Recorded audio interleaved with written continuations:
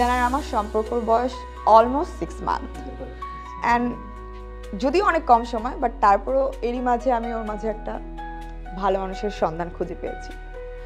আর এর মাঝেও আমাকে ডিরেক্ট বিয়ের জন্য প্রপোজ করে ফেললো। আমিও ভাবলাম আমরা একসাথে থাকতেই পারি, তাই আমিও রাজি হয়ে গেলাম, বিয়ের সিদ্ধান্তটা নিয়েই ফেললাম। এটা হচ্ছে আমার প্রথম বিয়ে। আমি আমার সম্পর্কে সবকিছু জেনেই বিয়ে করেছি, তাতে আমার কোনো সমস্যা নেই। এইটা হচ্ছে আমার ঘর, মানে আমাদের ঘর। ভাইয়া হ্যাঁ, এই নায়িকা মহুয়া পুনা এটা? তুই একদম ঠিক ধরছিস। একটু বলি আমি, ইয়েস ইউ আর রাইট, নায়িকা মহুয়া। আল্লাহ, আপনি আমাদের বাসায় আসছেন? মহুয়া পরিচয় করে দিই, ও হচ্ছে আমার ছোট বোন, অনেক লক্ষ্মী একটা মেয়ে, পড়াশোনায় অনেক পাকনা। আরে ভাইয়া একটু বেশি বেশি বলতেছে। How sweet. আমার না বিশ্বাসই হইতেছে না আপনি আমাদের বাসায় আসছেন। আল্লাহ, জানেন আপনার সিনেমা যখন টিভিতে শুরু হয় আমি তো পড়াশোনা বাদ দিয়ে হলো সিনেমা দেখা শুরু করে দেই। এই এই গত ঈদে যেন একটা কি নামের সিনেমা আসছে আপনার?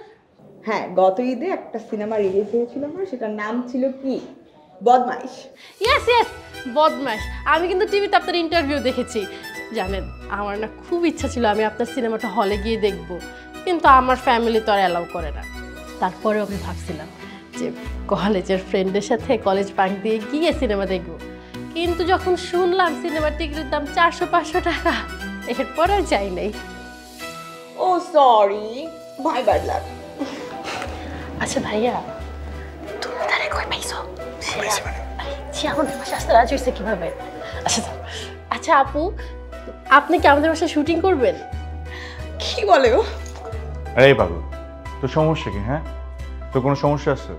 এই বাসার মধ্যে শুটিং হবে, তোর যদি কোনো প্রবলেম থাকে আমাদের কিছু করার নেই। আরে আমার তো কোনো সমস্যা নাই, শুটিং হলে তো আমি আরো খুশি হব। আমি আমার সব ফ্রেন্ডকে বলতে পারবো যে দেখ ওই সিনেমাটা হলে গিয়ে দেখবি, আমাদের বাসায় শুটিং হয়েছে। আপু, আপনার কাছে কিন্তু আমার একটা রিকোয়েস্ট আছে। রিকোয়েস্ট? কি বলো, বলে ফেলো।